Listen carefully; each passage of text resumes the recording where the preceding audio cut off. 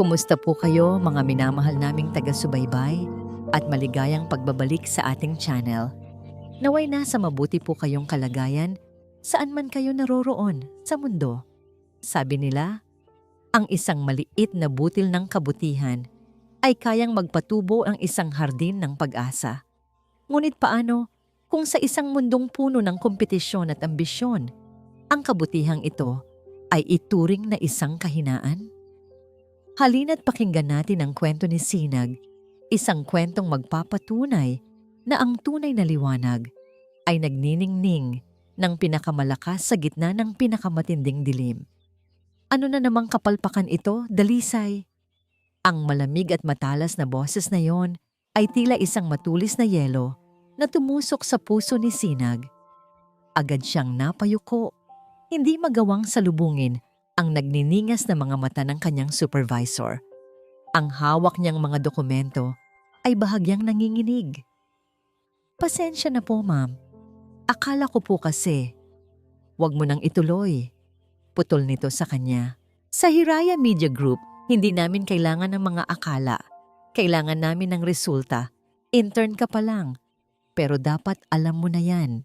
Ayusin mo to. Ngayon na. Walang salitang lumabas sa bibig ni Sinag. Tumango na lamang siya, kinuha ang folder na halos ibato sa kanyang mesa at mabilis na bumalik sa kanyang maliit na cubicle sa dulo ng opisina. Habang papalayo, dinig pa niya ang mga bulungan ng ibang mga empleyado.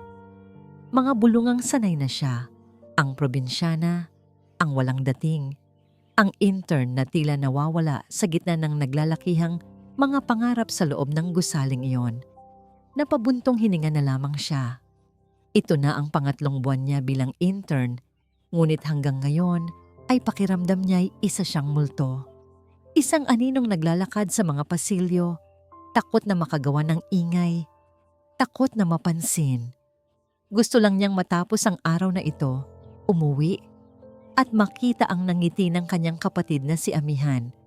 Si Amihan, ang kanyang lakas, ang kanyang inspirasyon. Sa pagmamadaling ayusin ang kanyang pagkakamali, inutusan siyang bumaba sa lobby para kunin ang isang mahalagang package. Habang naglalakad siya pabalik sa elevator, isang eksena sa reception desk ang pumukaw sa kanyang pansin. Isang matandang lalaki, marahil nasa mga huling dekada na ng kanyang buhay, ang nakatayo roon. Matikas ang tindig nito, suot ang isang mamahaling suit at may dalang isang lumang leather briefcase. Ngunit sa kabila ng marangyang anyo, baka sa mukha nito ang pagkabigo at kaunting pagkainis. Pilit itong may ipinapaliwanag sa receptionist, ngunit tanging mga tunog na walang kahulugan ang lumalabas sa bibig nito. Ang mga kamay nito ay kumekumpas, gumagawa ng mga senyas na hindi maintindihan ng babaeng abala sa pag-aayos ng kanyang buhok. "Sir, I'm sorry I don't understand you," sabi ng receptionist, hindi man lang inaalis ang tingin sa salamin.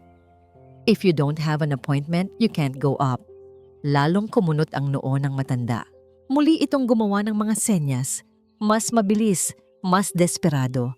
Kitang-kita ni Sinag ang pagkadismaya sa mga mata nito. Nag-init ang puso ni Sinag. Nakita niya sa matanda ang kanyang kapatid na si Amihan.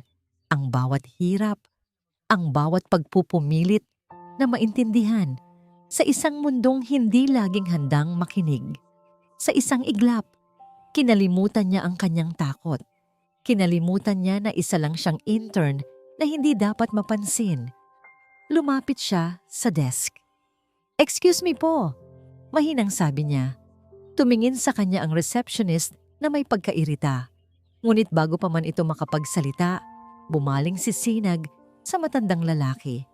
Dahan-dahan niyang itinaas ang kanyang kamay at sa paraang natutunan niya mula sa kapatid, marahan niyang tinapik ang balikat ng matandang lalaki. Lumingon ito at sa unang pagkakataon ay nagtama ang kanilang mga mata. Nakita ni Sinag ang lalim ng kalungkutan doon. Ngumiti siya ng bahagya, isang ngiting sinsero at nag-aalok ng tulong. Itinaas ni Sinag ang kanyang mga kamay at nagsimulang gumawa ng mga senyas. "Maaari po ba kitang tulungan?" Isang iglap, Ang kunot sa noo ng matanda ay napalitan ng pagkagulat. Ang kanyang mga mata ay nanlaki at pagkatapos ay nagliwanag na parang bituin sa madilim na gabi. Tumango ito ng mabilis at gumanti rin ng senyas. Ang mga kamay nito ay mas matatag na ngayon. Salamat, Ineng. Kanina pa ako rito. Hindi nila ako maintindihan. Nagpatuloy ang kanilang tahimik na pag-uusap. Nalaman ni Sinag na ang pangalan ng matanda ay Diwa at mayroon siyang mahalagang kailangang iabot sa kanyang anak na nagtatrabaho sa pinakamataas na palapag ng gusali.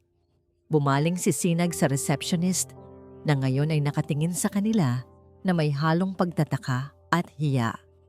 Ma'am, ang pangalan po niya ay Diwa Soliman. Hinihintay niya po ang anak niya, si Mr. Lakan Soliman. Ang pangalang iyon ay tila isang bombang sumabog sa loob ng lobby. Ang receptionist ay biglang napatayo ng tuwid. Namutla ang muka. Soliman? Ang ama ni CEO Soliman? Hindi na hinintay ni Sinag ang sagot. Muli siyang bumaling kay Ginoong Diwa at nagsenyas. Maupo po muna kayo. Ako na po ang bahalang tumawag sa opisina ng anak ninyo. Isang malapad na ngiti ang isinukli ni Ginoong Diwa.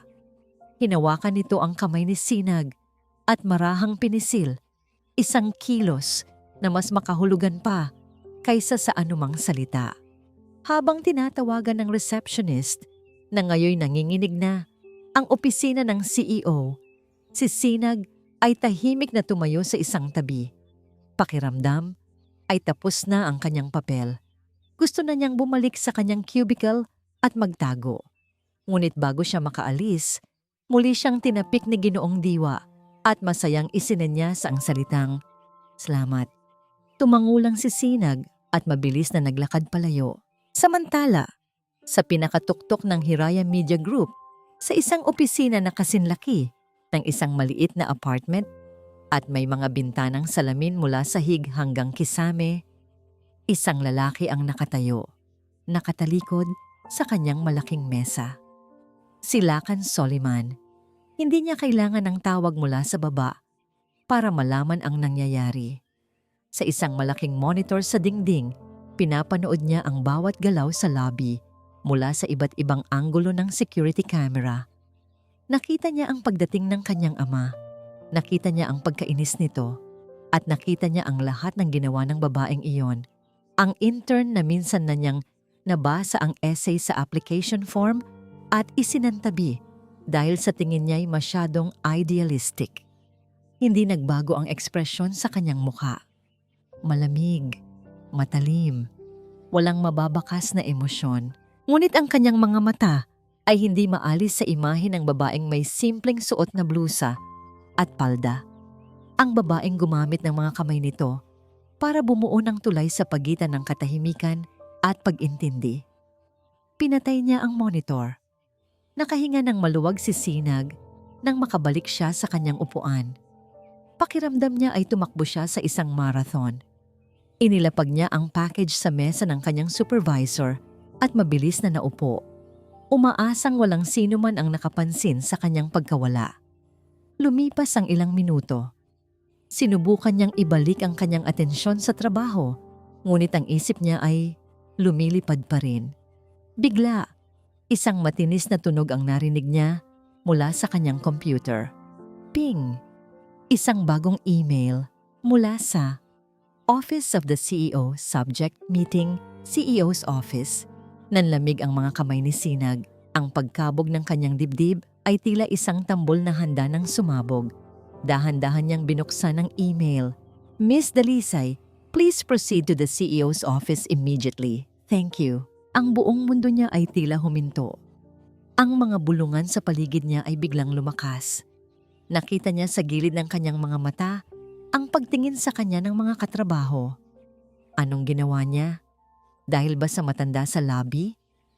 Papagalitan ba siya? O mas malala pa? Tatanggalin na ba siya sa trabaho? Nanginginig ang mga tuhod niya habang tumatayo. Bawat hakbang niya patungo sa pasilyo na papunta sa mga executive office ay tila 1 milya ang haba. Ang malambot na carpet ay nilalamon ang tunog ng kanyang mga yapak na lalong nagpapatingkad sa nakabibinging katahimikan. At sa wakas, narating niya ito. Isang pinto na gawa sa madilim na kahoy, mas mataas at mas malapad kaysa sa anumang pinto na nakita na niya. Sa isang makintab na plakeng ginto, nakaukit ang mga salita, Lakan Soliman, Chief Executive Officer. Huminto si Sinag sa harap ng pinto. Itinaas niya ang kanyang kamay para kumatok, ngunit ito'y nanatiling nakabitin sa hangin, nanginginig. Ang puso niya ay dumadagundong sa kanyang lalamunan. Hindi niya alam kung anong halimaw o anghel ang naghihintay sa kanya sa kabilang panig. Pasok. Ang boses mula sa loob ay malalim at may awtoridad. Walang emosyon. Para itong isang bato na bumagsak sa isang tahimik na lawa. Dahan-dahang itinulak ni Sinag ang mabigat na pinto. Ang unang bumungad sa kanya ay ang lamig. Ang aircon sa loob ay tila nakatakda sa pinakamababang temperatura. Sumunod ay ang laki ng silid. Ang isang pader ay puro salamin. Tanaw ang buong lungsod mula sa itaas. Ang sahig ay gawa sa makintab na kahoy at ang mga kasangkapan ay moderno at minimalista. Sa gitna ng lahat ng iyon, nakaupo sa likod ng isang malaking itim na mesa si Lakan Soliman. Hindi ito tumitingin sa kanya. Ang mga mata nito ay nakatuon sa isang laptop sa kanyang harapan. Siya ay nakasuot ng isang madilim na abuhin na suot na perpektong bumagay sa kanyang katawan. Ang buhok niya ay maayos na nakasuklay pa atras at ang kanyang panga ay matulis at matatag. Kung hindi lang dahil sa nakakatakot na aura na bumabalot sa kanya, masasabi ni Sinag na siya ay isang napakagwapong lalaki. Umupo ka. Utos nito, hindi pa rin tumitingin. Parang isang robot na sumunod si Sinag. Naupo siya sa isang silya sa harap ng mesa. Pinanatiling tuwid ang kanyang likod. Ang mga kamay ay magkadikit sa kanyang kandungan. Ang bawat segundo ng katahimikan ay tila 1 oras ang haba. Dinig na dinig niya ang pintig ng sarili niyang puso. Sa wakas, isinara ni Lakan ang kanyang laptop. Dahan-dahan niyang itinuon ang kanyang mga mata kay Sinag. Ang mga mata niyang iyon ay madilim at malalim. Tila kayang basahin ang pinakatatago mong mga lihim. Sinagdalisay, sabi niya. Hindi yun isang tanong, kundi isang paglalahad. Taga Laguna, nag-aaral ng communication sa UPLB. Ang iyong ama ay isang magsasaka. Ang iyong ina ay isang guro sa elementarya. Naramdaman ni Sinag na para siyang isang specimen sa ilalim ng mikroskopyo. Paano nito nalaman ang lahat ng iyon? Nabasa ko ang iyong application. Pagpapatuloy ni Lakan. Mayroon kang isinulat doon, isang essay tungkol sa empathetic communication. Binigkas niya ang mga salitang iyon na tila isang bagay na nakakadiri. Sinabi mo doon na ang pinakamabisang paraan ng pagkonekta sa mga tao ay hindi sa pamamagitan ng magagandang salita, kundi sa pamamagitan ng pag-unawa sa kanilang mga hindi masabing pangangailangan. Tumango si Sinag, hindi makapagsalita. Naalala niya ang essay na yon. Isinulat niya iyon ng buong puso. Iniisip si Amihan. Bakit mo tinulungan ang matandang lalaki sa lobby kanina? Diretsong tanong ni Lakan. Nagulat si Sinag sa tanong. Di dahil po kailangan niya ng tulong. Sagot niya, ang boses ay bahagyang nanginginig. Hindi po siya maintindihan ng receptionist. At paano mo nalaman kung paano makipag-usap sa kanya? Ang kapatid ko po, si Amihan, bingi po siya. Natuto po ako ng sign language para sa kanya. Muling tumahimik si Lakan. Tinitigan niya si Sinag ng matagal na tila sinusuri ang bawat hibla ng kanyang pagkatao. Pakiramdam ni Sinag ay hubad na hubad siya sa ilalim ng tinging iyon. Inaasahan na niya ang sermon, ang paalala na hindi niya trabaho ang maging tagasalin. Ngunit ang sumunod na sinabi ni Lacan ang nagpayanig sa kanyang buong mundo. Magmula bukas, hindi ka na isang intern, sabi nito sa walang pagbabagong tono. Ino-offer ko sa iyo ang isang bagong posisyon, Director of Accessibility and Inclusion. Napatanga si Sinag. Ang mga salita ay pumasok sa kanyang tainga, ngunit hindi maproseso ng kanyang utak. Ano po? Di direktor? Ang trabaho mo ay siguraduhin na ang lahat ng ginagawa ng Hiraya, mula sa ating mga internal communications hanggang sa mga campaign na ginagawa natin para sa mga kliyente, ay accessible sa lahat, kasama na ang mga may kapansanan. Gusto kong gamitin mo ang empathetic communication na isinulat mo sa papel at gawin mong totoo. Hindi makapaniwala si Sinag. Ito ba ay isang biro? Isang panaginip? Siya? Isang direktor? Ni hindi pa nga siya graduate. Pero sir, bakit po ako? Iyon lang ang tanging lumabas sa kanyang bibig. Dahil kanina, sabi ni Lacan, at sa unang pagkakataon, may nakita si Sinag na bahagyang kislap sa madilim niyang mga mata. Nakita kitang hindi lang nagsasalita. Nakita kitang kumikilos. Ang Hiraya ay hindi kailangan ng mga taong magaling lang sa salita. Kailangan ko ng mga taong kayang maghatid ng resulta. Itinulak nito ang isang kontrata sa ibabaw ng mesa patungo sa kanya. Basahin mo. Kung sang-ayon ka, pirmahan mo. Ang sweldo mo ay 10 beses na mas mataas sa allowance mo bilang intern. Nakatitig lang si Sinag sa papel. Ang mga numero at salita ay nagsasayaw sa kanyang paningin. Ang isip niya ay naglalakbay. Ang perang ito. Mabibilhan na niya ng mas magandang hearing aid si Amihan. Matutulungan na niya ang kanyang mga magulang. Ito na ang sagot sa lahat ng kanyang mga dasal. Ngunit may isang parte sa kanya na nag-aalinlangan. Masyadong mabilis, masyadong hindi ka panipaniwala. At ang lalaking nasa harap niya, may kung anong lamig sa kanya na nagpaparamdam kay Sinag ng kaba. Sa huli, nanaig ang pangarap para sa kanyang pamilya. Kinuha niya ang ballpen na nakapatong sa mesa. Ang kamay niya ay nanginginig pa rin, ngunit ang kanyang determinasyon ay buo. Pinirmahan niya ang kontrata. Good, sabi ni Lacan. Kinuha ang papel. Mag-report ka sa HR bukas ng umaga para sa mga detalye. Makakaalis ka na. Parang isang manikang muling sumunod si Sinag. Tumayo siya, nagpasalamat ng pautal-utal at naglakad palabas ng opisina. Ang kanyang isip ay blanko pa rin, lutang sa hangin. Paglabas niya ng pinto at pagsara nito sa kanyang likuran, doon lang siya nakahinga ng maluwag.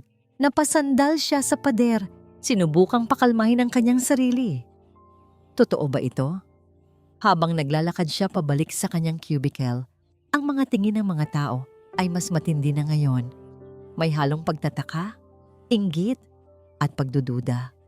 Biglang may humarang sa kanyang daraanan. Isang babaeng matangkad, nakaistilong-istilong corporate attire, at may ngiting hindi umaabot sa kanyang mga mata. Si Marikit Villanueva ang kinatatakutang creative strategy head. Congratulations, I heard the news, sabi ni Marikit. Ang boses ay matamis ngunit may bahid ng lason. Ang bilis ng promotion mo. From intern to director in just a day. You must be very special. Hindi alam ni Sinag ang sasabihin. Salamat po, ma'am. Ngumisi si Marikit. Director of Accessibility and Inclusion. Wow! Isang magarbong titulo para sa isang trabahong hindi naman talaga kailangan. Lumapit ito ng kaunti. Bumulong na tanging si Sinag lang ang makakarinig. Good luck. You're going to need it. Pagkatapos ay nilagpasan siya nito, ang tunog ng kanyang mga takong ay umalingaw-ngaw sa pasilyo. Naiwan si Sinag na nakatayo roon. Ang pananabik na nararamdaman niya kanina ay unti-unting napapalitan ng takot. Ngayon niya lang napagtanto. Ang pag-abot sa pangarap ay isang bagay. Ang manatili doon ay ibang klase ng laban. At mukhang sa unang araw pa lang niya, meron na siyang malakas na kalaban. Mula sa kanyang opisina, pinanood ni Lacan ang unti-unting pagbuhos ng ulan sa syudad. Ang mga ilaw ng mga gusali at sasakyan ay nagsisimulang maging malabong mga batik sa basang salamin. Sa kanyang kamay, isang baso ng mamahaling whiskey ang marahang umiikot. Ngunit hindi ang tanawin o ang alak ang nasa isip niya. Ang nasa isip niya ay ang mukha ng babaeng iyon. Si Sinag Dalisay.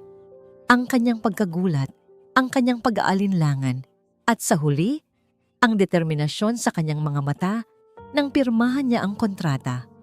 Hindi siya tanga. Alam niyang iniisip ng lahat, mula sa pinakamababang empleyado hanggang sa board of directors, na siya'y nabaliw. Isang intern, ginawang direktor.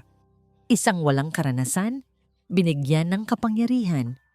Ito ay isang hakbang na labag sa lahat ng lohika ng korporasyon. Ngunit si Lacan ay hindi nagpapatakbo base sa lohika ng iba. Nagpapatakbo siya base sa resulta.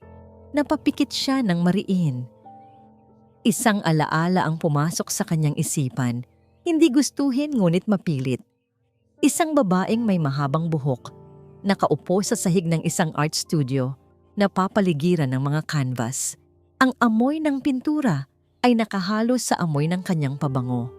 Nakangiti ito sa kanya, isang ngiting puno ng pagmamahal at pag-asa. Tandaan mo anak, sabi nito, ang pinakamagandang sining ay hindi lang nakikita ng mata, nararamdaman ito ng puso.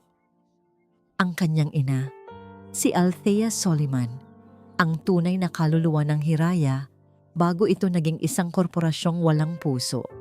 Namatay siya dahil sa puso, isang pusong literal na sumuko dahil sa sobrang pagod at pighati. Matapos silang traidorin ng isang kliyente, isang kampanyang ibinuhos niya ang lahat.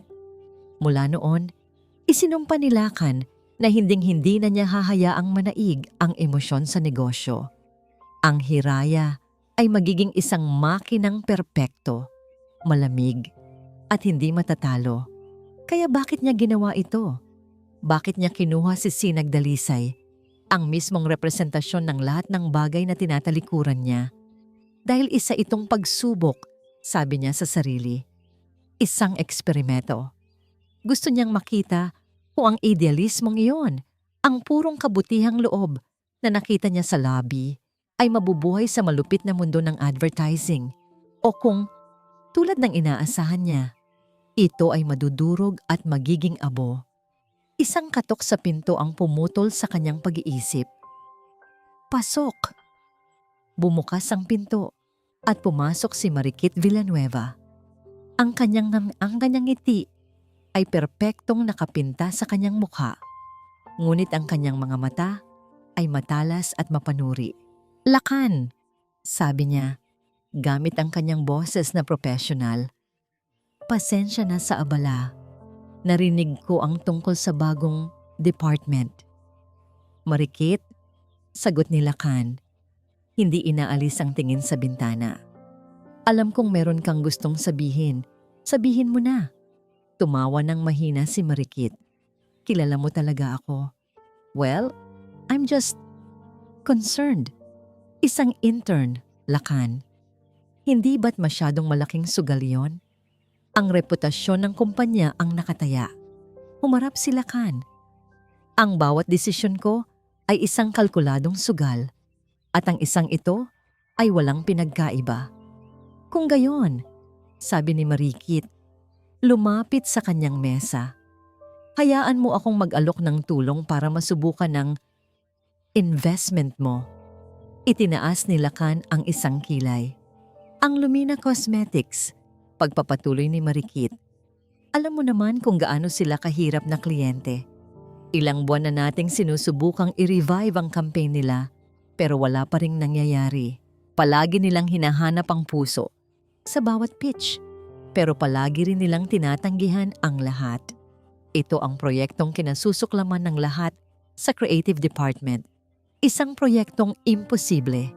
Ibigay natin sa kanya. Mungkahi ni Marikit. Ang mga mata ay nagliliwanag sa tusong ideya. Ito ang perpektong unang pagsubok para sa ating bagong direktor. Kung magtagumpay siya, edi magaling. Kung mabigo siya, well, at least malalaman natin kaagad kung tama ba ang desisyon mo o hindi. Tinitigan ni Lacan si Marikit. Alam niya ang ginagawa nito. Gusto nitong ipahiya si Sinag. Gusto nitong patunayan na siya ang nagkamali. Isang bahagi niya ay gustong tanggihan ang ideya para protektahan ang eksperimento. Ngunit ang mas malaking bahagi, ang CEO na walang puso, ang nagsabing ito ang tamang gawin. Walang lugar para sa kahinaan sa Hiraya. Kung si Sinag Dalisay ay hindi kayang harapin ang apoy, mas mabuting masunog siya kaagad. Magandang ideya, sabi ni Lacan sa wakas. Ang kanyang boses ay kasing lamig ng yelo. I-forward mo sa kanya ang lahat ng files. Bigyan mo siya ng lahat ng resources na kailangan niya, pero huwag mo siyang tulungan. Isang ngiting tagumpay ang sumilay sa labi ni Marikit. As you wish, sir. Umalis si Marikit.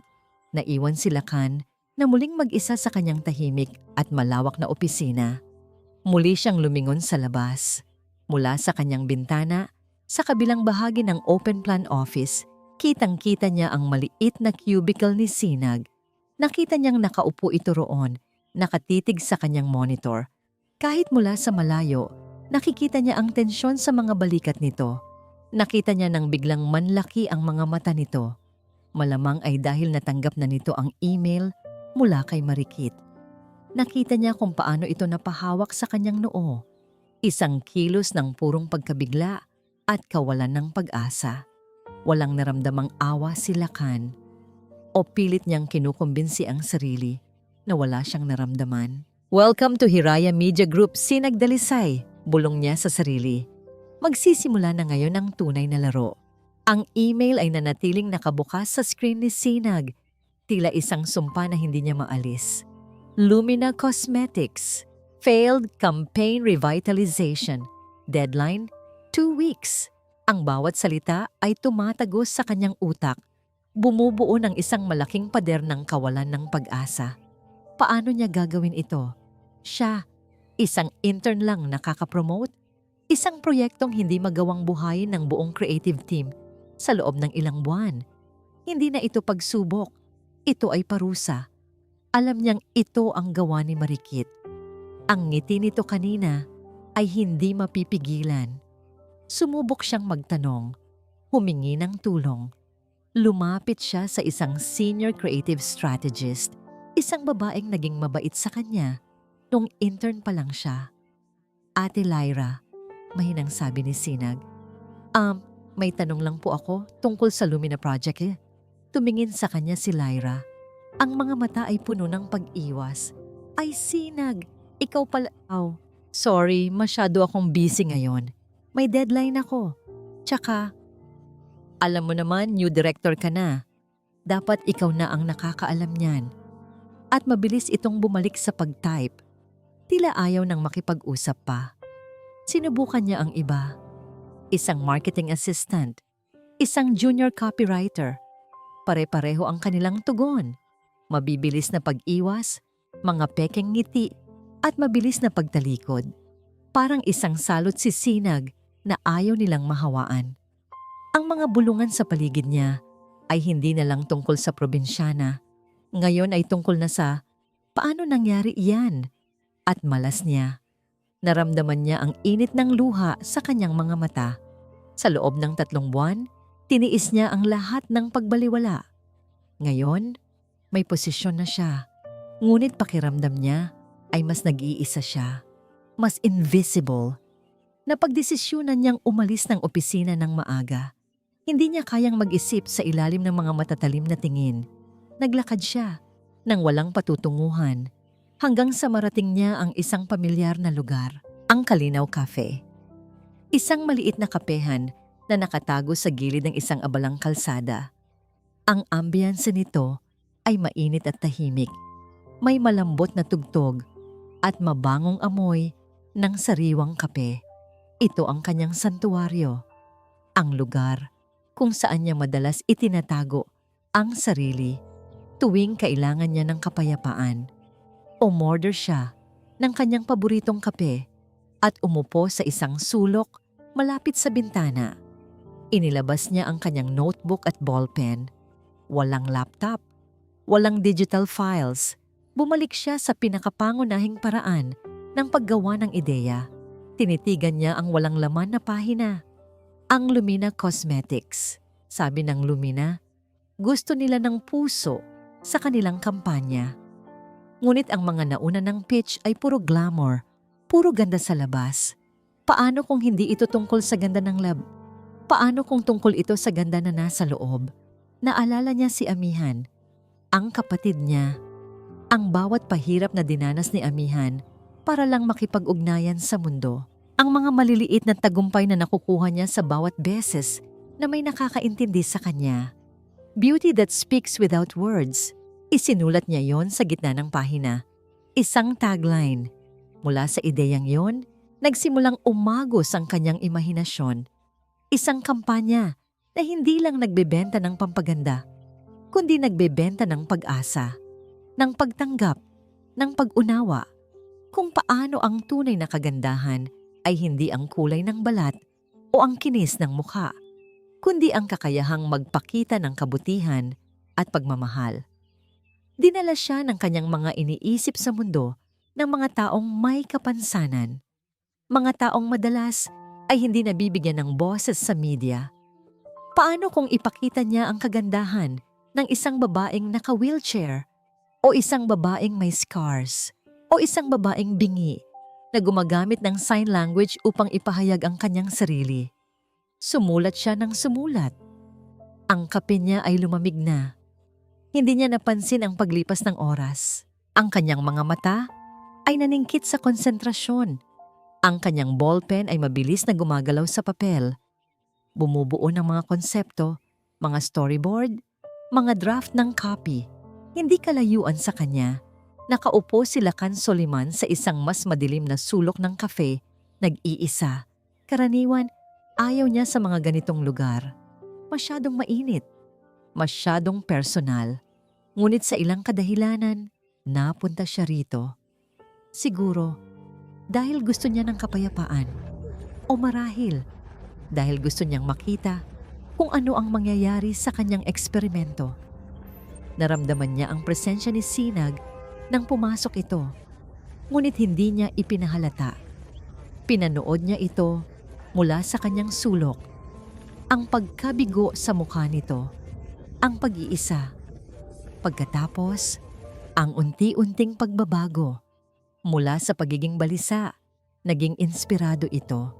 Nakita niya kung paano kumilos ang kamay ni Sinag sa papel, mabilis ngunit may tiwala.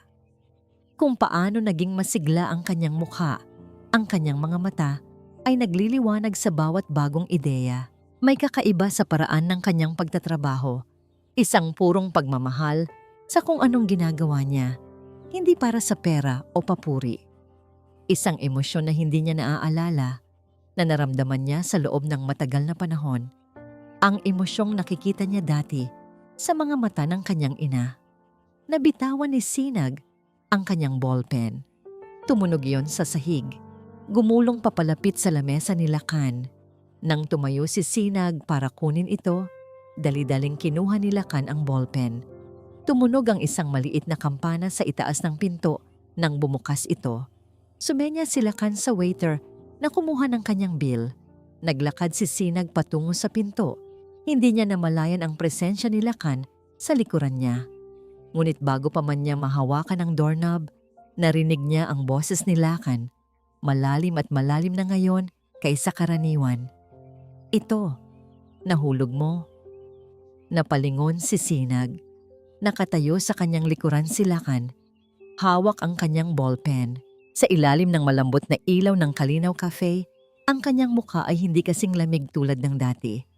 Sa isang iglap, nagtama ang kanilang mga mata. 1 segundo, 2 segundo. At sa mga sandaling iyon, tila huminto ang mundo. Nakatitig lang si Sinag kay Lakan. Ang ballpen na naasa pagitan nila ay tila isang tulay na nag-uugnay sa kanilang dalawang magkaibang mundo.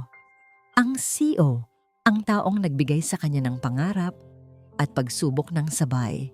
Dito, sa labas ng malamig na opisina, sa ilalim ng mainit na ilaw ng Kalinaw Cafe, mukha siyang tao.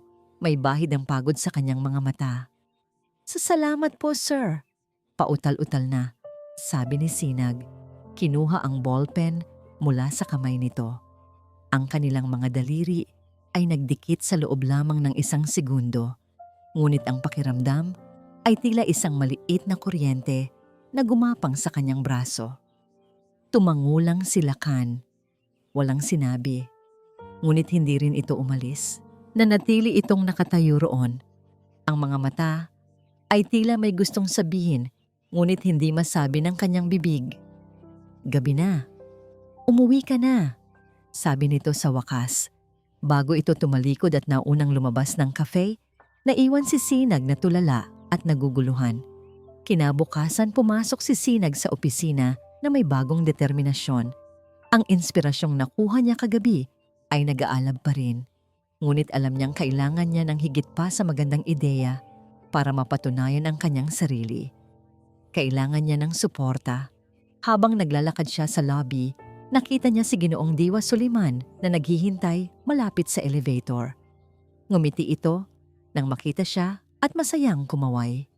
Nagsenyas si Ginoong Diwa. "Kamusta ka, Ineng?"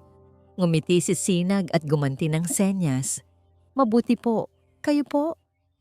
"Mabuti rin. Hinihintay ko ang aking anak, pero mukhang abala siya. Gusto mo bang sumabay sa akin mag-agahan?"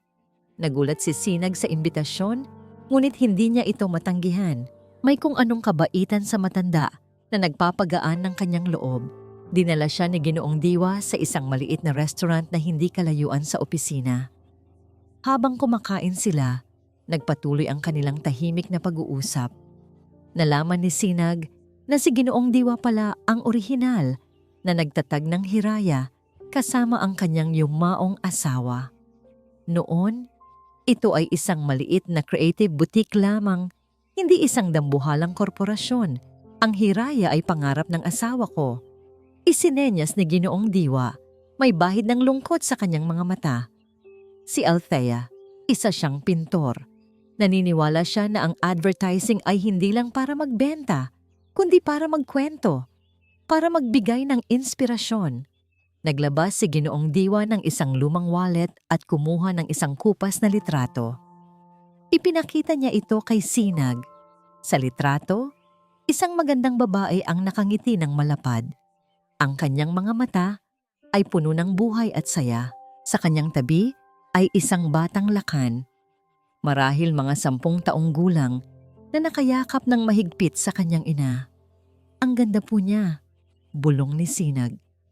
Oo, siya ang puso ng Hiraya, pagpapatuloy ni Ginoong Diwa. Ngunit nang mawala siya, nawala rin ang puso ng Hiraya at ang puso ng aking anak. Masyado siyang nasaktan. Simula noon, kinasusuklaman na niya ang lahat ng may kinalaman sa emosyon. Para sa kanya, ang emosyon ay kahinaan. Kaya niya ginawang isang makina ang kumpanya. Biglang naintindihan ni Sinag ang lahat. Ang lamig ni Lakan, ang pagiging kalkulado niya, ang pag-aalinlangan niya sa empathetic communication. Hindi pala ito dahil sa kasungitan. Ito ay isang baluti, isang pader na itinayo niya sa paligid ng kanyang sarili para protektahan ang isang sugatang puso. "Nakikita ko sa iyo ang aking asawa." Sinag, isinenyas ni Ginoong Diwa. Ang kanyang mga mata ay diretsong nakatingin kay Sinag. Ang iyong kabutihan, ang iyong pagnanais na kumonekta sa mga tao. Yan ang diwa ng tunay na Hiraya. Kaya siguro kaya kanya dinala rito. Kahit hindi niya aminin sa sarili niya. Ang mga salitang yon ay tumatak sa puso ni Sinag. Hindi na niya tinitingnan si Lakan bilang isang boss na nakakatakot, kundi isang taong may malalim na pinagdadaanan. Bumalik siya sa opisina na may bagong pananaw. Ang proyekto ng Lumina ay hindi na lang isang pagsubok para sa kanya. Ito na ngayon ay isang misyon. Isang misyon na ibalik ang nawawalang puso ng Hiraya. Samantala, sa kanyang opisina, nakatanggap si Lakan ng isang text message mula sa kanyang sekretarya. Sir, Mr. Diwa was seen having breakfast with Miss Dalisay this morning. Napakunot ang noo ni Lakan. Tumingin siya sa bintana at nakita niya si Sinag na naglalakad pabalik sa gusali. May ngiti sa kanyang labi. Isang nangiting hindi niya pa nakikita dati. Isang kakaibang pakiramdam ang gumapang sa kanyang dibdib. Hindi ito galit. Hindi ito inis. Ito ay isang bagay na mas komplikado. Isang bagay na hindi niya gustong pangalanan. Biglang bumukas ang pinto ng kanyang opisina. Pumasok si Marikit. Hindi man lang kumatok. Ang kanyang mukha ay seryoso at hawak niya ang isang tablet. Sir, sabi ni Marikit, ang boses ay puno ng pagkaapurahan. May kailangan kang makita. Tungkol ito sa proyekto ni Miss Dalisay at sa pinakamalaki nating kakumpetensya. Ipinatong ni Marikit ang tablet sa mesa ni Lakan. Nasa screen ang isang website, isang press release mula sa Innovate Creatives, ang pinakamahigpit na kalaban ng Hiraya Media Group. Innovate Creatives to launch groundbreaking Beauty in Silence campaign. Nanlamig ang dugo ni Lakan habang binabasa niya ang mga detalye. Ang kampanya ay para sa isang bagong cosmetic line. Ang konsepto, pagpapakita ng kagandahan ng mga kababaihang may kapansanan, lalo na ang mga bingi. Ang tagline, Your beauty speaks volumes. Ang konsepto, halos kapareho ng ideyang pinipitch ni Sinag para sa Lumina. Paano? Diti something. Iyon lang ang salitang lumabas sa bibig ni Lakan. Ang boses niya ay mahina, ngunit puno ng panganib. Iyon din ang tanong ko, sir, sabi ni Marikit. Ang kanyang boses ay puno ng pekeng pag-aalala. Kaya nag-imbestiga ako. Nag-swipe siya sa screen. Ipinakita niya ang isang log ng mga email mula sa server ng kumpanya. Isang email na ipinadala mula sa computer ni Sinag 2 araw na ang nakalipas, patungo sa isang personal na email address. Ang subject, Lumina Concepts. Ang attachment, isang PDF file na naglalaman ng buong presentasyon ni Sinag. Ang personal email address na yan, paliwanag ni Marikit, ay na-trace namin sa isang Mark Sandoval. Siya ay isang senior art director sa Innovate Creatives. Bawat salita ni Marikit ay tila isang pako na ibinabaon sa dibdib ni Lakan. Ang alaala ng pagkakanulo sa kanyang ina ay bumalik ng buong lakas. Ang sakit, ang galit, ang pakiramdam na pinagkatiwalaan mo ang isang tao para lang saksakin ka sa likod. Si Sinag, ang babaeng may inosenteng mukha, ang babaeng nagpakita ng kabutihan, ang babaeng ipinagtanggol ng kanyang ama. Lahat pala ay isang palabas. Isang napakagaling na pag-arte para makapasok sa kumpanya, magnakaw ng ideya at ibenta ito sa kalaban. Isang nakakabinging galit ang kumulo sa loob ni Lakan. Hindi ito ang malamig at kalkuladong galit na karaniwan niyang nararamdaman. Ito ay mainit. Personal. Patawagin mo siya. Dito. Ngayon na. Ang bawat salita ay madiin at puno ng bagsik. Ilang minuto lang, pumasok si Sinag sa opisina. May dala siyang folder at ang kanyang mukha ay puno ng sigla. Sir Lakan, good morning po. May maganda po akong ipapakita sa inyo. Para sa... Hindi na niya natapos ang kanyang sasabihin. Ibaling ni Lakan ang tablet sa kanya. Ang screen ay nakaharap sa kanya. Ipaliwanag mo ito. Nawala ang nangiti sa mukha ni Sinag nang makita niya ang press release. Ang kanyang mukha ay namutla. Paano? Iyan ang itatanong ko sa'yo. Sigaw ni Lakan. Sa unang pagkakataon ay nawala ang kanyang kontrol. Tumayo siya, ang kanyang mga kamay ay nakakuyom sa ibabaw ng mesa. Magkano ang ibinayad sa iyo ng Innovate Creatives? Magkano ang halaga ng tiwala ko? Ang halaga ng tiwala ng ama ko? Sir, wala po akong alam dyan. Depensa ni Sinag. Ang mga luha ay nagsisimula nang mamuo sa kanyang mga mata. Hindi ko po gagawin yon. Ang ideya ko po. Ang ideya mo? Tumawa si Lacan, isang tawang walang saya. O ang ideyang ipinadala mo kay Mark Sandoval sa pamamagitan ng email na ito? Ipinakita niya ang email log. Tinitigan ni Sinag ang screen, hindi makapaniwala. Hindi ko po yan ginawa. Hindi ko po kilala ang taong yan. Sir, maniwala po kayo sa akin. Ngunit ang mukha ni Lacan ay tila isang pader na bato. Ang sakit ng nakaraan ay bumulag sa kanya. Ang nakikita niya lang ay isa na namang pagkakanulo. Isang kahinaan na pinagsisihan niyang pinapasok sa kanyang kumpanya. Tapos na tayo, sabi ni Lacan. Ang boses ay bumalik sa pagiging malamig. Ngunit mas nakakatakot pa kaysa kanina. You're fired. Kunin mo ang mga gamit mo at umalis ka. At sisiguraduhin kong hinding-hindi ka na makakapagtrabaho sa industriyang ito kahit kailan. Ang bawat salita ay isang punyal na tumusok sa puso ni Sinag. Ang kanyang mga pangarap, ang pag-asa para sa kanyang pamilya. Lahat ay gumuho sa isang iglap. Sir, pakiusap. Pagmamakaawa niya, ang mga luha ay tuluyan nang bumuhos sa kanyang pisngi. Bigyan niyo po ako ng pagkakataong magpaliwanag. Wala nang dapat ipaliwanag, sabi ni Lacan. Tumalikod sa kanya, isang senyales na tapos na ang usapan. Get out! Lumabas si Sinag ng opisina. Ang kanyang mundo ay gumuho. Ang bawat hakbang pabalik sa kanyang mesa ay isang pahirap. Ang mga bulungan ng mga katrabaho ay mas malakas na ngayon, puno ng panghuhusga at pagkutya. Habang inililigpit niya ang kanyang mga gamit sa isang maliit na kahon, ang kanyang paboritong tasa, isang litrato ni Amihan, ang notebook kung saan nakasulat ang kanyang mga ideya.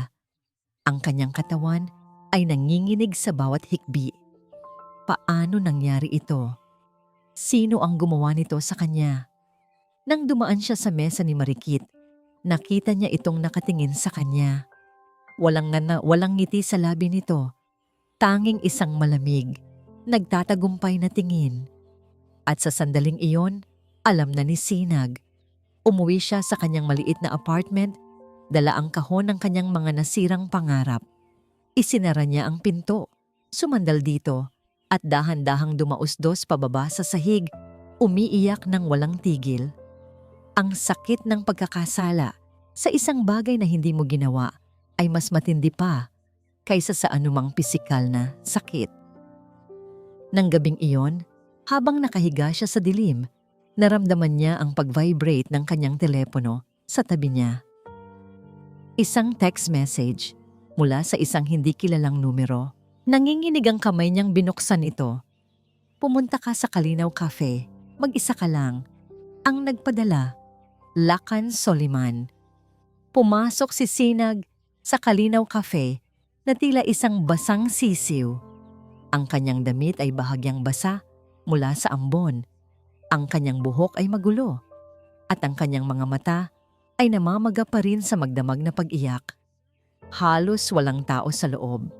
Ang mga upuan ay nakataob na sa ibabaw ng mga mesa, maliban sa isa.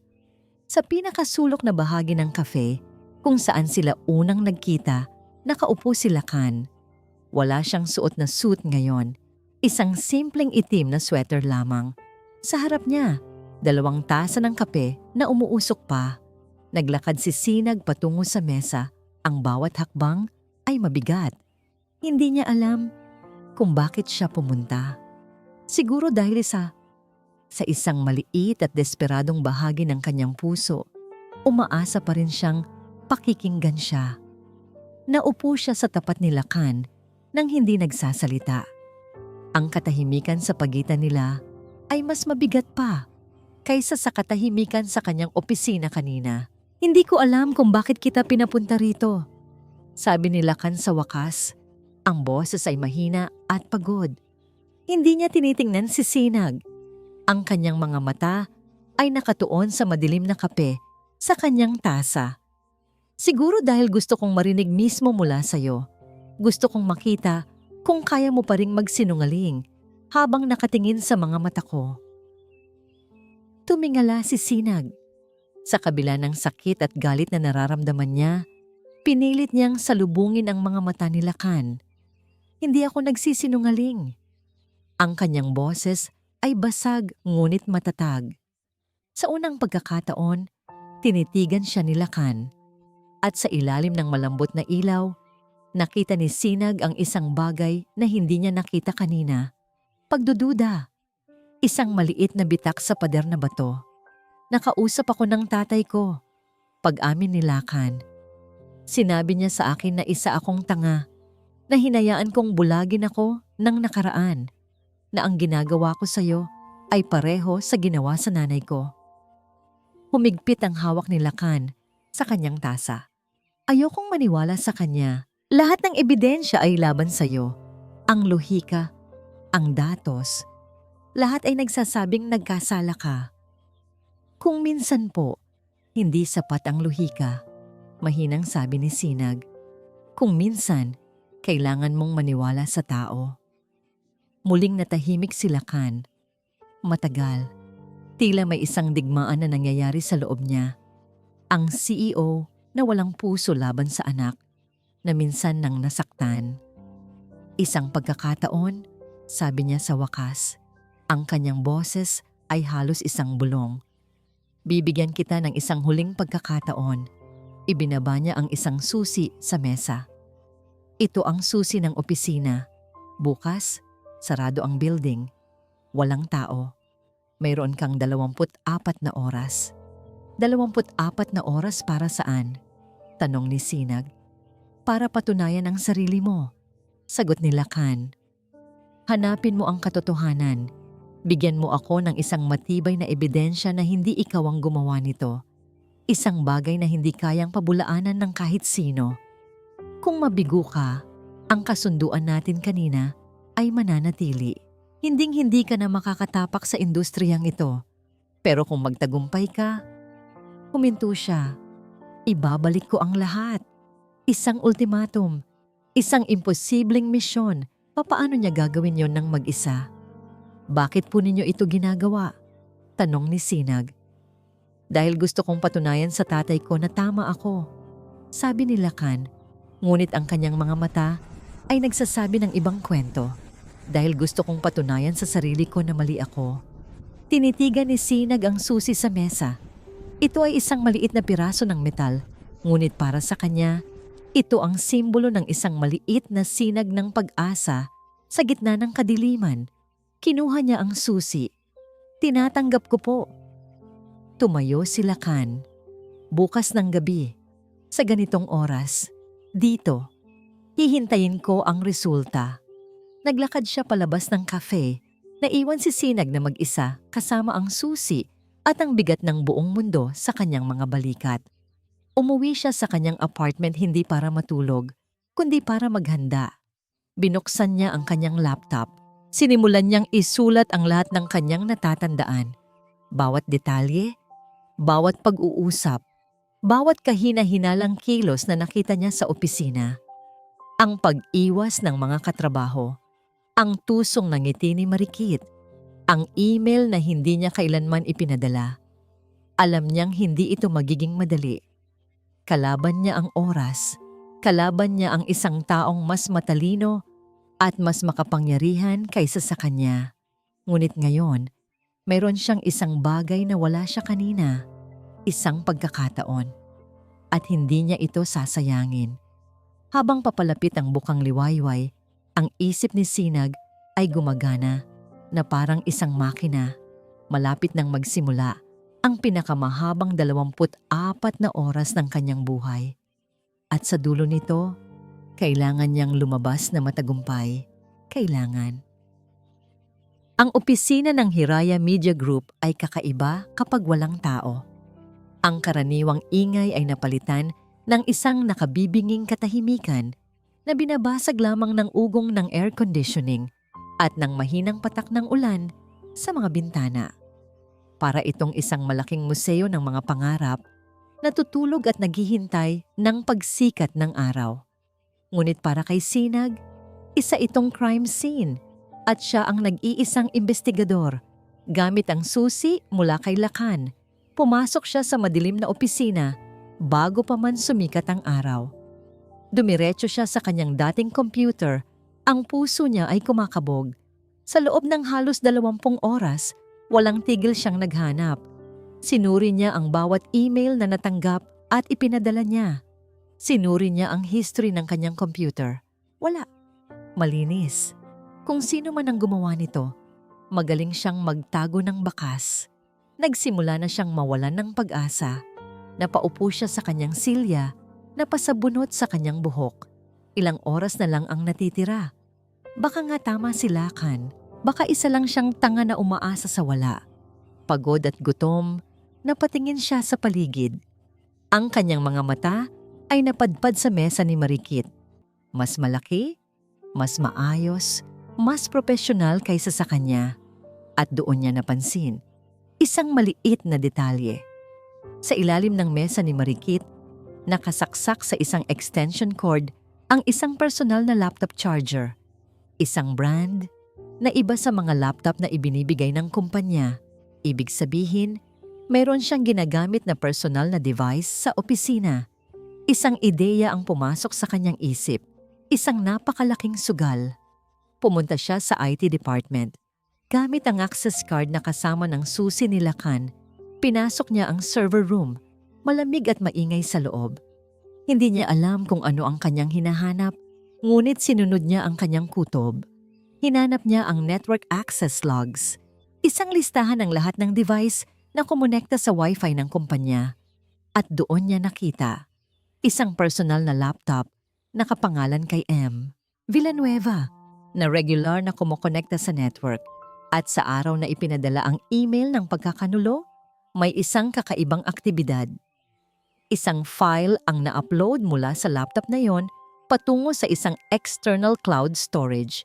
Isang minuto bago ito natuklasan sa computer ni Sinag. Pero hindi pa yon sapat. Kailangan niya ng patunay na direktang nag-uugnay sa lahat. Bumalik siya sa email. Tinitigan niya ang email na di umano'y ipinadala niya. Binuksan niya ang original source ng email, isang feature na hindi karaniwang tinitingnan ng mga tao. Doon, sa gitna ng libo-libong linya ng code, nakita niya ito. Ang IP address, ang digital fingerprint ng device na ginamit para ipadala ang email. Hindi ito ang IP address ng kanyang computer sa opisina. Mabilis niyang tinype ang IP address sa isang online lookup tool. Ang resulta ang nagpatibay sa lahat. Ang IP address ay nakarehistro sa isang coffee shop. 3 blokang layo mula sa opisina ng Innovate Creatives. Hawak na niya ang lahat. Magbabago ang eksena. Tunog ng pagbukas ng pinto ng isang mamahaling opisina. Bago pa man matapos ang 24 oras na palugit, tumawag si Sinag sa sekretarya ni Lakan at humiling ng isang emergency meeting. Nang pumasok si Sinag sa opisina ni Lakan, naroon na silang lahat. Si Lakan, nakaupo sa likod ng kanyang mesa, ang mukha ay hindi mabasa. Si Ginoong Diwa, nakatayo sa isang tabi, ang mga mata ay puno ng pag-asa. At si Marikit, nakatayo na may kumpiyansa, isang ngiti ng pag-aabang sa kanyang mga labi. Well, Miss Dalisay, simula ni Marikit, the clock is ticking. Nahanap mo na ba ang multo na sinisisi mo? Hindi pinansin ni Sinag ang kanyang pangaasar. Dumiretso siya sa malaking screen sa pader at isinaksak ang kanyang USB drive. Hindi pumulto ang sinisisi ko, sabi ni Sinag. Ang kanyang boses ay kalmado at matatag. Mayroon po akong ipapakita sa inyo. Isa-isa niyang ipinakita ang kanyang mga natuklasan. Ang log ng personal na laptop ni Mariikit, ang oras ng pag-upload sa cloud, ang pekeng email, at ang huling pako sa kabaong, ang IP address. Ang email na di umano'y nagmula sa aking computer, paliwanag ni Sinag habang ipinapakita ang mapa sa screen, ay ipinadala mula sa lokasyong ito, isang coffee shop na katabi lamang ng opisina ng Innovate Creatives. Sa parehong araw na nakipag-meeting si Ma'am Marikit sa isang supplier sa labas ayon sa kanyang official calendar. Ang kumpiyansa sa mukha ni Marikit ay unti-unting nawala, napalitan ng pamumutla. That's absurd! Peke ang lahat ng yan. Madaling manipulahin ang mga yan. Kung gayon, sabi ni Lacan, sa unang pagkakataon ay nagsalita. Ang kanyang boses ay peligrosong kalmado. Hindi mo siguro mamasamain kung ipatawag ko ang IT para kumpirmahin ang IP address na ito sa network logs natin ngayon din. Ang katahimikan sa loob ng silid ay nakabibingi. Ang mukha ni Marikit ay nagbago mula sa pagtanggi patungo sa takot at sa huli. Sa pagkatalo, ang kanyang perpektong postura ay gumuho. Bakit mo ginawa? Tanong ni Laka. Dahil sa'yo. Sigaw ni Marikit. Ang kanyang boses ay puno ng galit at hinanakit. 5 taon. 5 taon akong nagpakahirap sa kumpanyang ito. Ako dapat ang susunod na creative director. Ako. Pero dumating lang ang probinsyanang yan. Nagpakitang gilas ng kaunti at bigla mo siyang ginawang direktor? Isang insulto yun sa akin. Sa lahat ng ginawa ko. Tumingin si Lacan sa kanya. Hindi galit, kundi awa. Ang posisyon ay hindi ibinibigay, Marikit. Pinaghihirapan ito. At ang ginawa mo ay ang kabaligtaran noon. Humarap siya sa intercom sa kanyang mesa. Security! Pumunta kayo sa CEO's office. Escort Miss Villanueva out of the building. Habang hinihila ng mga security guard si Marikit palabas, ang kanyang mga mata ay nagniningas pa rin sa galit. Nang sumara ang pinto, naiwan sa silid ang 3 tao. Si Ginoong Diwa ay lumapit kay Sinag at marang tinapik ang kanyang balikat, isang ngiti ng paghanga sa kanyang mukha. Si Lacan ay nanatiling nakaupo. Nakatingin siya kay Sinag. Ang kanyang mga mata ay puno ng isang emosyon na hindi pa nakikita ni Sinag dati. Isang halo ng pagsisisi, paghanga, at isang bagay na mas malalim pa. Tumayo siya at dahan-dahang lumapit kay Sinag. Ang bawat hakbang niya ay tila may bigat. Huminto siya sa mismong harapan niya. Sinag, sabi niya, ang kanyang boses ay halos hindi marinig. Patawarin mo ako. Ang mga salitang, patawarin mo ako, ay nanatiling nakabitin sa hangin. Mas malakas pa kaysa sa kulog sa labas. Ito ang mga salitang hindi inaasahan ni Sinag na maririnig mula sa isang Lacan Soliman. Nakatitig lang siya rito. Nakita niya ang pagod, ang pagsisisi at ang bigat ng nakaraan sa mga mata nito.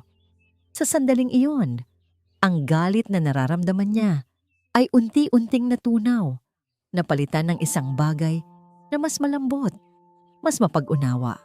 Ngumiti si Ginoong Diwa at sa isang kilos na puno ng karunungan, marahan siyang lumabas ng silid. Iniwan ang dalawa upang harapin ang kanilang sariling katahimikan. Hindi ka dapat humingi ng tawad, sabi ni Sinag sa wakas. Ang boses ay mahina. Naiintindihan ko kung bakit mo nagawa iyon. Umiling si Lacan. Hindi, walang dahilan ng sapat para sa ginawa ko. Hinusgahan kita. Hindi kita pinakinggan. Hinayaan kong lamunin ako ng sarili kong mga demonyo. Naglakad siya patungo sa malaking bintana at tumingin sa labas, sa basang syudad. Ang nanay ko, si Althea. Siya ang kaluluwa ng lugar na ito. Puno siya ng passion, ng emosyon. Lahat ng ginagawa niya may puso. At iyon din ang pumatay sa kanya. Sa unang pagkakataon, nagkwento si Lacan. Ikinuwento niya ang tungkol sa pagkakanulo na nagdulot ng pagbagsak ng kalusugan ng kanyang ina. Ang pakiramdam ng pagiging walang magawa habang pinapanood niyang unti-unting nawawalan ng liwanag ang pinakamamahal niyang tao. Nang araw na mawala siya, isinumpa ko sa sarili ko. Pagpapatuloy niya, ang boses ay garalgal sa emosyon na hindi ko na kailanman hahayaang manaig ang puso sa utak. Nagagawin kong isang kuta ang hiraya, isang lugar kung saan walang puwang ang kahinaan, walang puwang ang emosyon, at naging ganoon din ako. Humarap siya kay Sinag. Ang kanyang mga mata ay basang-basa, isang bagay na hindi akalain ni Sinag na makikita niya. Pero dumating ka. Dinala mo ang lahat ng yon pabalik.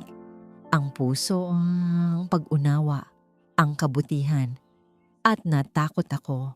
Kaya nang bigyan ako ni Marikit ng dahilan para kamuhian ka, sinunggaban ko ito. Dahil mas madaling magalit kaysa umamin na, baka tama ka pala.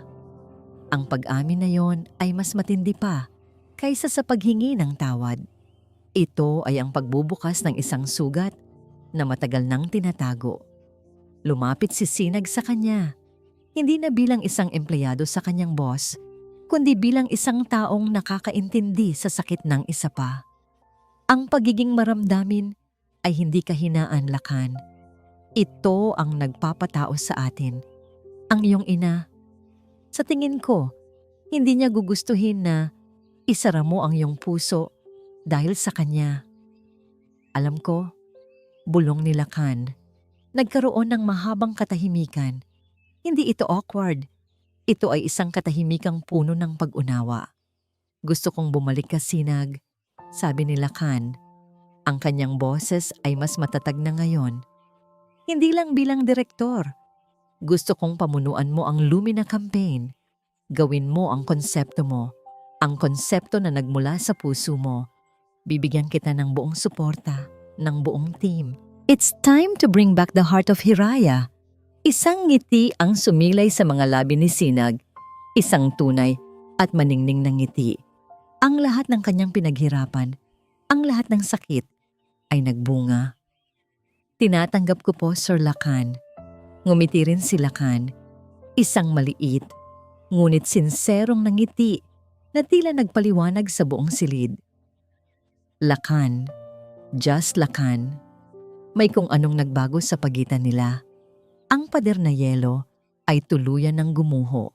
Ang natira ay 2 taong nakakita sa kahinaan ng isa't isa.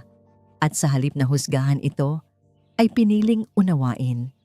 Salamat, Lakan, sabi ni Sinag. Ako ang dapat magpasalamat, sagot nito. Marahan itong inabot ang kamay ni Sinag. Hindi isang handshake. Hinawakan niya ito ng bahagya. Ang kanyang hinlalaki ay marahang humaplos sa ibabaw ng kamay ni Sinag. Isang simpleng kilos, ngunit puno ng kahulugan. Puno ng pasasalamat, pagsisisi, at simula ng isang bagay na bago. Bumitaw din ito kaagad, na tila nagulat sa sariling ginawa. Gabi na, ihahatid na kita. Hindi na kailangan, kaya ko namang umuwi mag-isa, sabi ni Sinag, medyo nahihiya. I insist, sabi ni Lakan, at sa pagkakataong ito, wala nang awtoridad sa kanyang boses, tanging sinseridad. Habang naglalakad sila palabas ng gusali, tumila na ang ulan. Ang hangin ay sariwa at ang mga ilaw ng syudad ay kumikinang sa mga basang kalsada. Tila ang kalikasan mismo ay nagsasabing tapos na ang bagyo. Nang ihinto ni Lakan ang kanyang sasakyan sa tapat ng apartment ni Sinag, muli silang natahimik. Sinag, sabi ni Lakan, bago pa man makababa si Sinag. Bukas, libre ka ba? Pagkatapos ng trabaho, napatingin si Sinag sa kanya, nagulat. Para saan? Isang bahagyang naman ng ngiti ang muling lumitaw sa mga labi ni Lakan, mas relax na ngayon. Gusto ko lang, siguraduhin na ang direktor ko ay kumakain ng maayos na hapunan. Hindi lang kape sa isang maingay na kafe. Natawa si Sinag, isang tunog na matagal nang hindi naririnig sa pagitan nilang dalawa. Pag-iisipan ko, Good, sabi ni Lakan. Ang kanyang mga mata ay kumikislap. I'll take that as a yes. Pumasok si Sinag sa kanyang apartment na may ngiti sa labi. Ang bigat sa kanyang dibdib ay tuluyan nang nawala. Ang gabi ay madilim pa rin, ngunit sa unang pagkakataon, sa loob ng mahabang panahon, nakikita na niya ang mga bituin. 6 na buwan ang lumipas. Ang entablado ay maliwanag.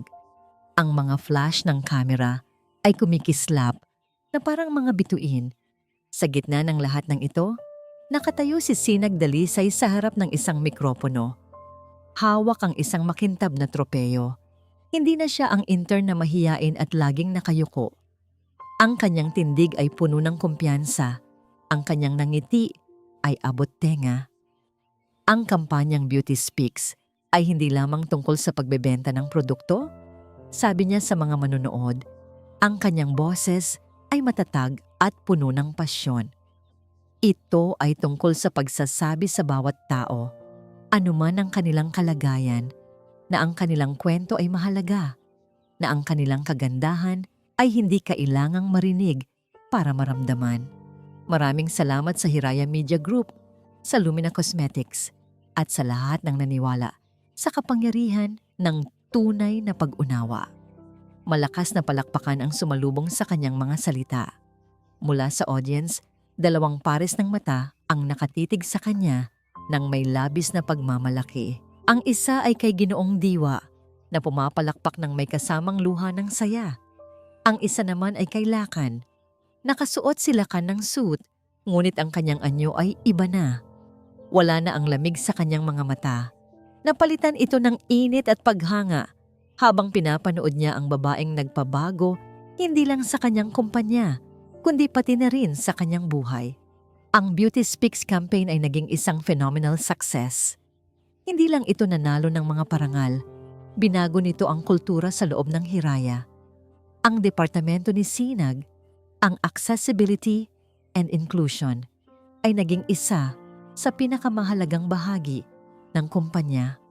Ang mga empleyado ay mas naging bukas, mas nagtutulungan. Ang puso na matagal nang nawala ay bumalik na. Pagkatapos ng awards night, sa isang tahimik na sulok ng venue, nilapitan ni Lakan si Sinag. "Congratulations, Director Dalisay," sabi niya, may mapaglarong ngiti. "Salamat, CEO Soliman," ganti ni Sinag. Nakangiti rin.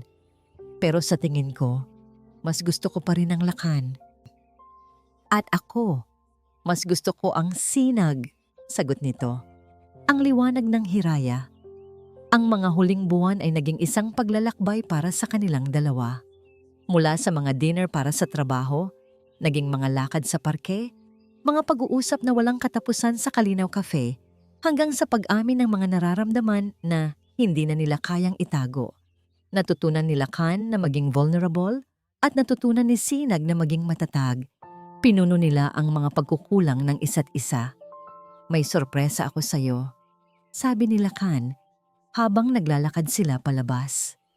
Dinala niya si Sinag sa bahay ng mga Soliman, isang magandang bahay na may malawak na hardin. Sa sala, naghihintay ang isang pamilyar na mukha. "Amihan!" sigaw ni Sinag. Tumakbo siya para yakapin ang kanyang nakababatang kapatid. Ngumiti si Amihan. Sa likod niya, nakatayo ang kanilang mga magulang, masayang masaya. "Inimbitahan ko sila," paliwanag ni Lakan, para makita nila kung gaano kagaling ang anak nila. Pero hindi iyon ang buong sorpresa. Lumapit si Lakan kay Amihan. Itinaas niya ang kanyang mga kamay, medyo nanginginig pa, at dahan-dahang nagsenyas. "Kamusta?" Amihan, ikinagagalak. Kitang makilala. Nanlaki ang mga mata ni Sinag. Ang mga senyas ni Lakan ay hindi perpekto, medyo magaspang pa, ngunit ang mensahe ay malinaw at ang pagsisikap sa kanyang muka ay puno ng sinseridad. Ngumiti ng malapad si Amihan at mabilis na gumanti ng senyas. "Mabuti po. Ikinagagalak ko rin po kayong makilala." Napaluha si Sinag, Ngunit ito ay luha ng purong kaligayahan. Tumingin siya kay Lakan. Ang kanyang puso ay umaapaw sa pagmamahal. Ang lalaking dati takot sa emosyon ay ngayon natututong magsalita sa wika ng katahimikan para lang makausap ang pinakamahalagang tao sa buhay niya. Iyon ang pinakamalaking patunay ng kanyang pagbabago.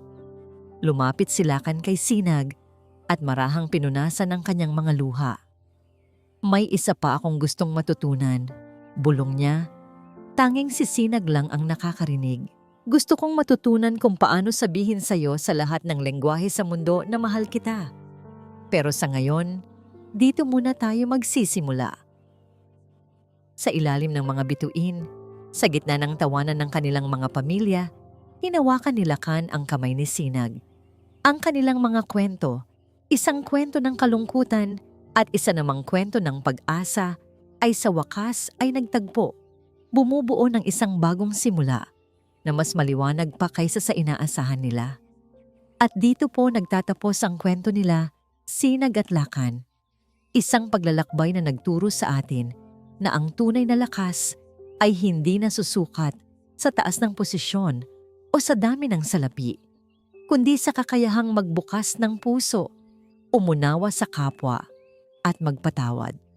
Ipinakita sa atin na ang isang maliit na sinag ng kabutihan, kapag sinamahan ng tapang at paninindigan, ay kayang magdala ng liwanag sa pinakamadilim na lugar. Taos puso po akong nagpapasalamat sa inyong walang sawang pagsubaybay sa bawat kabanata ng kanilang buhay. Mula sa kanilang mga pagsubok hanggang sa kanilang tagumpay, naging karamay namin kayo. Nais ko pong marinig ang inyong saloobin. Anong aral ang pinakapumatak sa inyong puso? I-comment nyo lang po sa ibaba. Gusto naming malaman ang inyong mga iniisip.